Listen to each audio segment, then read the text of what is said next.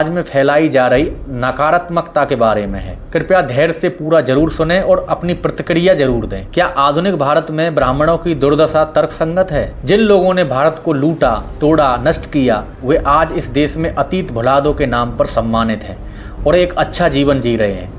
जिन्होंने भारत की मर्यादा को खंडित किया, उसके विश्वविद्यालयों को विध्वंस किया, उसके विश्व ज्ञान के भंडार पुस्तकालयों को जलाकर राख कर दिया, फिर भी उन्हें आज के भारत में सब सुख सुविधाओं से युक्त सुखी जीवन मिल रहा है। किंतु वे ब्राह्मण जिन्होंने सदैव अपना जीवन देश, धर्म और समाज की उन्नति के लिए अर्पित किया, वे आधुनिक भारत में काल्पनिक पुराने पापों के लिए दोषी हैं। आधुनिक इतिहासकार हमें सिखाते हैं कि भारत के ब्राह्मण सदा से दलितों का शोषण करते आए हैं, जो घृणित वर्ण व्यवस्था के प्रवर्तक भी हैं। ब्राह्मण विरोध का यह काम पिछले 2 शतकों में कार्यान्वित किया गया। वे कहते हैं कि ब्राह्मणों ने कभी किसी अन्य जाति के लोगों को पढ़ने लिखने का अवसर नहीं दिया। बड़े बड़े विश्वविद्यालयों के बड़े बड़े शोधकर्ता यह सिद्ध करने में लगे रहते हैं कि ब्राह्मण सदा से समाज का शोषण करते आए हैं और आज भी कर रहे हैं, क्योंकि उन्होंने हिंदू ग्रंथों की रचना केवल इसलिए की कि वे समाज में अपना स्थान सबसे ऊपर घोषित कर सकें। किंतु यह सारे तर्क खोखले हैं और बेईमानी है। इनके पीछे एक भी ऐतिहासिक प्रमाण नहीं। एक झूठ को 100 बार बोला जाए तो वह अंततः सत्य प्रतीत होने लगता है।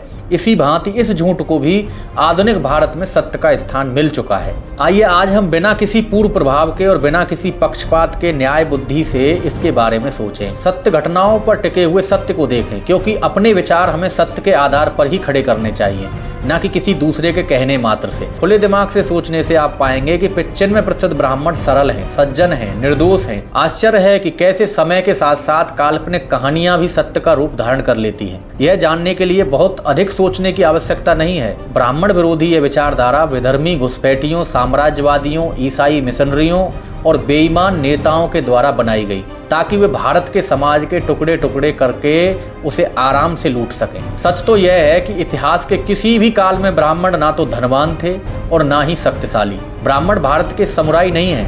वन का प्रत्येक जंतु मृग का शिकार करना चाहता है, उसे खा जाना चाहता है, और भारत का ब्राह्मण वही मृग है। आज के ब्राह्मण की वह स्थिति है जो कि नाजियों के राज्य में यहूदियों की थी। क्या यह स्थिति स्वीकार है? ब्राह्मणों की इस दुर्दशा से किसी को भी सरोकार नहीं। जो राजनीतिक दल हिंदू समर्थक माने गए हैं उन्हें भी नहीं। सबने ब्राह्मणों के साथ सिर्फ छलावा ही किया। ब्राह्मण सदा से निर्धन वर्ग में रहते हैं। क्या आप एक ऐसा भी उदाहरण दे सकते हैं जब ब्राह्मणों ने पूरे भारत पर शासन किया हो? शुंग, कंडव, सातवाहन आदि द्वारा किया गया शासन सभी विजातियों और विधर्मियों को क्यों कचोटता है? चाणक्य ने चंद्रगुप्त मौर्य की सहायता की थी एक अखंड भारत की स्थापना करने में। भारत का सम्राट बनने के बाद चंद्रगुप्त चाणक्य के चरणों में गिर गया और उसने उनसे अपना राजगुरु बनकर महलों की सुविधाएं भोगते हुए अपने पास बने रहने को कहा था। चाणक्य का उत्तर था, मैं तो ब्राह्मण हूँ, मेरा कर्म है शिष्यों को शिक्षा देना और भिक्षा से जीवन यापन करना। क्या आप किसी भी इतिहास अथवा पुराण में धनवान ब्राह्मण का एक भी उदाहरण बता सकते हैं? भगवान श्री कृष्ण की कथा में भी निर्धन ब्राह्मण सुदामा ही प्रसिद्ध हैं। संयोगवश भगवान श्री कृष्ण, जो कि भारत के सबसे प्रिय आराध्य देव माने जाते हैं, यादव वंश के थे, जो कि आजकल ओबीसी के अंतर्गत आरक्षित जाति मानी गई है। यदि ब्राह्मण वैसे ही घमंडी थे जैसे कि उन्हें बताया जाता है, तो यह कैसे संभव है कि उन्होंने अपने से नीची जातियों के व्यक्तियों को भगवान की उपाधि दी और उनकी अर्चना पूजा की स्वीकृति दी? दूसरों का शोषण करने के लिए शक्तिशाली, स्थान की, अधिकार संपन्न पदवी की आवश्यकता होती है, जबकि ब्राह्मणों का काम रहा है या तो मंदिरों में पुजारी का और या धार्मिक कार्य में पुरोहित का, या फिर एक वेतनहीन गुरु या अध्यापक का। उनके धनार्जन का एकमात्र साधन रहा है भिक्षाटन। क्या ये सब बहुत ऊंची पदवियां हैं? इन स्थानों पर रहते हुए वे कैसे दूसरे वर्गों का शोषण करने में समर्थ हो सकते हैं? एक वह शब्द जो हर कथा कहानी की पुस्तक में पाया जाता है, वह है एक गरीब ब्राह्मण था। एक निर्धन ब्राह्मण रहता था, जो कि उनका गुण माना गया है। समाज में सबसे माननीय स्थान सन्यासी और ब्राह्मणों का था और उनके जीवन यापन का साधन भिक्षा ही थी। कुछ विक्षेप अवश्य हो सकते हैं, किंतु हम यहाँ साधारण ब्राह्मण की बात कर रहे हैं। ब्राह्मणों से यही अपेक्षा की जाती रही कि वे अपनी जरूरतें कम से कम रखें और अपना जीवन ज्ञान आराधना में अर्पित करें। सत्य तो यह है कि शोषण वही कर सकता है जो समृद्ध हो और उसके पास अधिकार हो। ब्राह्मण ने पढ़ने से किसी को नहीं रोका। भगवान श्री कृष्ण यदुवंशी थे, उनकी शिक्षा गुरु सांदीपनि के आश्रम में हुई। श्री राम क्षत्रिय थे, उनकी शिक्षा पहले ऋषि वशिष्ठ जी के यहाँ हुई और फिर ऋषि विश्वामित्र के पास हुई। बल्कि ब्राह्मण का तो काम ही था सबको शिक्षा प्रदान करना। यहाँ ये आवश्यक है कि दिन रात अध्ययन व अभ्यास के कारण वो सबसे अधिक ज्ञानी माने गए और ज्ञानी होने के कारण प्रभावशाली और आदरणीय भी। इसके कारण कुछ अन्य वर्ग उनसे जलने लगे, किंतु इसमें भी उनका क्या दोष। यदि विद्या केवल ब्राह्मणों की पूंजी रही होती तो वाल्मीकि जी रामायण कैसे लिखते और संतों द्वारा रचित इतना सारा भक्ति साहित्य कहाँ से आता। जिन ऋषि व्यास जी ने महाभारत की रचना की वो भी एक मछुआरन माँ के पुत्र थे। इन सब उदाहरणों से यह स्पष्ट है कि ब्राह्मणों ने कभी भी विद्या देने से मना नहीं किया। जिनकी शिक्षाएं हिंदू धर्म में सर्वोच्च मानी गई हैं, उनके नाम और जाति देखी जाए तो वाल्मीकि, भगवान कृष्ण, राम, बुद्ध, महावीर, कबीरदास, विवेकानंद आदि, इनमें कोई भी ब्राह्मण नहीं। तो फिर ब्राह्मणों के ज्ञान और विद्या पर एकाधिकार का प्रश्न ही उत्पन्न नहीं होता। यह केवल एक झूठी भ्रांति है जिसे गलत तत्वों ने अपने फायदे के लिए फैलाया और इतना फैलाया कि सब उसे सत्य मानने लगे। जिन 2 पुस्तकों में वर्ण जाति व्यवस्था का वर्णन आता है उनमें पहली तो है मनुस्मृति, जिसके रचयिता थे मनु, जो कि एक क्षत्रिय थे, और दूसरी है श्रीमद् भागवत गीता, जिसके रचयिता थे व्यास जी, जो कि निम्न वर्ग की मछुआरन के पुत्र थे। यदि इन दोनों ने ब्राह्मण को उच्च स्थान दिया तो केवल उसके ज्ञान एवं शील के कारण, किसी स्वार्थ के कारण नहीं। ब्राह्मण तो अहिंसा के लिए प्रसिद्ध हैं। पुरातन काल में जब कभी भी उन पर कोई विपदा आई, उन्होंने शस्त्र नहीं उठाया, क्षत्रियों से सहायता मांगी। बेचारे असहाय ब्राह्मणों को अरब आक्रमणकारियों ने काट डाला। उन्हें गोवा में पुर्तगालियों ने क्रॉस पर चढ़ाकर मारा। उन्हें अंग्रेज मिशनरी के लोगों ने बदनाम किया और आज अपने ही भाई बंधु उनके शील और चरित्र पर कीचड़ उछाल रहे हैं। इस सब के बावजूद भी क्या कोई ब्राह्मणों की प्रतिक्रिया दिखाई दी? क्या वे लड़े?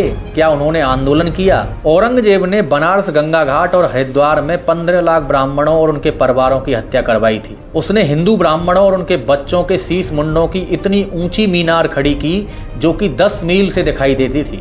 उसने उनके यज्ञोपवीतों के ढेर लगाकर उनकी आग से अपने हाथ सेके थे। किस लिए? क्योंकि उन्होंने अपना धर्म छोड़कर इस्लाम को अपनाने से मना किया। यह सब उसके इतिहास में दर्ज है। क्या ब्राह्मणों ने शस्त्र उठाया?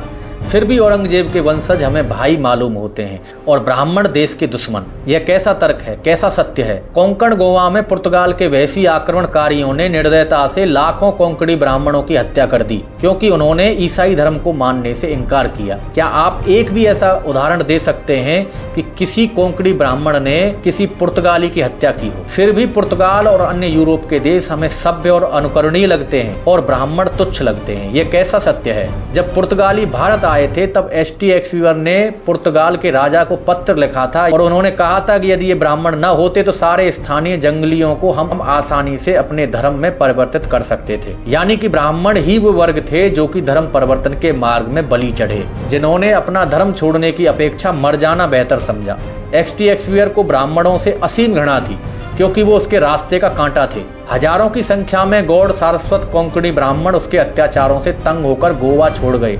अपना सब कुछ गंवाकर क्या किसी एक ने भी मुड़कर वार किया? फिर भी एसटी एक्सवीयर के नाम पर आज भारत के हर नगर में स्कूल और कॉलेज हैं और भारतीय अपने बच्चों को वहाँ पढ़ाने में गर्व महसूस करते हैं। इनके अतिरिक्त कई हजार सारस्वत ब्राह्मण कश्मीर और गांधार के प्रदेशों में विदेशी आक्रमणकारियों के हाथों मारे गए। आज ये प्रदेश अफगानिस्तान और पाकिस्तान कहलाते हैं और वहाँ एक भी सारस्वत ब्राह्मण नहीं बचा है। क्या कोई एक घटना बता सकते हैं कि इन प्रदेशों में किसी ब्राह्मण ने किसी विदेशी की हत्या की हो? हत्या की छोड़िए, क्या कोई भी हिंसा का काम किया हो? और आधुनिक समय में भी इस्लामिक आतंकवादियों ने कश्मीर घाटी के मूल निवासी ब्राह्मणों को विवश करके कश्मीर से बाहर निकाल दिया। 5 लाख कश्मीरी पंडित अपना घर छोड़कर बेघर हो गए, देश के अन्य भागों में शरणार्थी हो गए और उनमें से 50,000 तो आज भी जम्मू और दिल्ली के बहुत ही अल्प सुविधाओं वाले अवसनीय तंबुओं में रह रहे हैं। आतंकियों ने अनगिनत ब्राह्मण पुरुषों को मार डाला और उनकी स्त्रियों का सील भंग किया। क्या एक भी पंडित ने शस्त्र उठाया? क्या एक भी आतंकवादी की हत्या की? फिर भी आज ब्राह्मण शोषण और अत्याचार का पर्याय माना जाता है और मुसलमान आतंकवादी वह भटका हुआ इंसान है जिसे क्षमा करना हम अपना धर्म समझते हैं। बाबा साहेब भीमराव अंबेडकर, जो कि भारत के संविधान के रचयिता या प्रारूप समिति के अध्यक्ष माने जाते हैं, उन्होंने एक मुसलमान इतिहासकार का संदर्भ देकर लिखा है कि धर्म के नशे में पहला काम जो पहले अरब घुसपैठिया मोहम्मद बिन कासिम ने किया वो था ब्राह्मणों का खतना। किंतु उनके मना करने पर उसने 17 वर्ष से अधिक आयु के सभी को मौत के घाट उतार दिया। मुगल काल के प्रत्येक घुसपैठ, प्रत्येक आक्रमण और प्रत्येक धर्म परिवर्तन में लाखों की संख्या में धर्म प्रेमी ब्राह्मण मार दिए गए। क्या आप एक भी ऐसी घटना बता सकते हैं जिसमें किसी ब्राह्मण ने किसी दूसरे संप्रदाय के लोगों की हत्या की हो? 19वीं सदी में मेलकोट में दिवाली के दिन टीपू सुल्तान की सेना ने चढ़ाई कर दी थी और वहां के 800 नागरिकों को मार डाला, जो कि अधिकतर मंडयम आयंगर थे। वे सब संस्कृत के उच्च कोटि के विद्वान थे। आज तक मेलकोट में दिवाली नहीं मनाई जाती। इस हत्याकांड के कारण यह नगर एक शमशान बन गया। ये अहिंसावादी ब्राह्मण पूर्ण रूप से शाकाहारी थे और सात्विक भोजन करते थे, जिसके कारण उनकी वृत्तियां भी सात्विक थीं और वे किसी के प्रति हिंसा के विषय में सोच भी नहीं सकते थे। उन्होंने तो अपना बचाव तक नहीं किया। फिर भी आज इस देश में टीपू सुल्तान की मान्यता है। उसकी वीरता के किस्से कहे सुने जाते हैं और उन ब्राह्मणों को कोई स्मरण नहीं करता जो धर्म के कारण मौत के मुंह में चुपचाप चले गए। आज के ब्राह्मणों की स्थिति क्या आप जानते हैं कि बनारस के अधिकांश रिक्शा वाले ब्राह्मण हैं। क्या आप जानते हैं कि दिल्ली के रेलवे स्टेशन पर आपको ब्राह्मण कुली का काम करते मिलेंगे। दिल्ली के पटेल नगर क्षेत्र में 50% रिक्शा वाले ब्राह्मण समुदाय के हैं। आंध्र प्रदेश में 75% रसोइये और घर की नौकरानियां ब्राह्मण हैं। इसी प्रकार देश के दूसरे भागों में भी ब्राह्मणों की ऐसी ही दुर्गति है, इसमें कोई शंका नहीं है। गरीबी रेखा से नीचे बसर करने वाले ब्राह्मणों का आंकड़ा 60% है। हजारों की संख्या में ब्राह्मण युवक अमेरिका आदि पाश्चात्य देशों में जाकर बसने लगे हैं। सदियों से जिस समुदाय के सदस्य अपनी कुशाग्र बुद्धि के कारण समाज के शिक्षक और शोधकर्ता रहे हैं, उनके लिए आज ये सब कर पाना कोई बड़ी बात नहीं। फिर भी भारत सरकार को उनके सामर्थ्य की आवश्यकता क्यों नहीं है? क्यों भारत में तीव्रमति की अपेक्षा मंदमति को प्राथमिकता दी जा रही है? और ऐसे में देश का विकास होगा तो कैसे? आम आदमी की यही धारणा है कि पुजारी धनवान और शोषण करता है, क्योंकि देश के बुद्धिजीवी वर्ग ने अनेक वर्षों तक इसी असत्य को अनेक प्रकार से चिल्ला चिल्ला कर सुनाया है। क्या हमने उन विदेशी घुसपैठियों को क्षमा नहीं किया जिन्होंने लाखों करोड़ों हिंदुओं की हत्या की और देश को हर प्रकार से लूटा, जिनके आने से पूर्व भारत संसार का सबसे धनवान देश था और जिनके आने के बाद आज भारत थर्ड वर्ल्ड कंट्री है? इनके दोष भुलाना तो संभव है, तो अहिंसावादी ज्ञान मूर्ति धर्मधारी ब्राह्मणों को किस बात का दोष लगाते हो? कब तक उन्हें दोष देते जाओगे? क्या हम भूल गए कि ब्राह्मण समुदाय ही था जिसके कारण हमारे देश का बच्चा बच्चा गुरुकुल में बिना किसी भेदभाव के समान रूप से शिक्षा पाकर एक योग्य नागरिक बनता था? क्या हम भूल गए कि ब्राह्मण ही थे जो ऋषि मुनि कहलाते थे, जिन्होंने विज्ञान को अपनी मुट्ठी में कर रखा था? भारत के स्वर्णिम युग में ब्राह्मणों को यथोचित सम्मान दिया जाता था और उसी से समाज में व्यवस्था भी ठीक रहती थी। सदा से विश्व भर में जिन जिन क्षेत्रों में भारत का नाम सर्वोपरि रहा है और आज भी है, वो सब ब्राह्मणों की ही देन है। जैसे कि अध्यात्म, योग, प्राणायाम, आयुर्वेद आदि। यदि ब्राह्मण जरा भी स्वार्थी होते तो यह सब अपने तथा अपने कुल के लिए रखते। दुनिया में मुफ्त बांटने के बजाय इनकी कीमत वसूलते। वेद पुराणों के ज्ञान विज्ञान को अपने मस्तक में धारने वाले व्यक्ति ही ब्राह्मण कहे गए और आज उनके ये सब योगदान भूलकर हम उन्हें दोष देने में लगे हैं। जिन ब्राह्मणों ने हमें मंत्र दिया वसुधैव कुटुंबकम, वह ब्राह्मण विभाजनवादी कैसे हो सकता है? वह किसी को दुख कैसे पहुंचा सकता है? जो केवल अपनी नहीं, केवल अपने परिवार, जाति, प्रांत या देश की नहीं, बल्कि सकल जगत की मंगल कामना करने का उपदेश देता है, वह ब्राह्मण स्वार्थी कैसे हो सकता है? दोस्तों, आज के युग में ब्राह्मण होना एक दुधारी तलवार पर चलने के समान है। यदि ब्राह्मण अयोग्य है और कुछ अच्छा कर नहीं पाता तो लोग कहते हैं कि देखो, हम तो पहले ही जानते थे कि पुरखों के कुकर्मों का फल यह भोग रहा है। यदि कोई सफलता पाता है, इनके तो सभी हमेशा से ऊंची पदवी पर बैठे हैं, इन्हें किसी प्रकार की सहायता की क्या आवश्यकता है?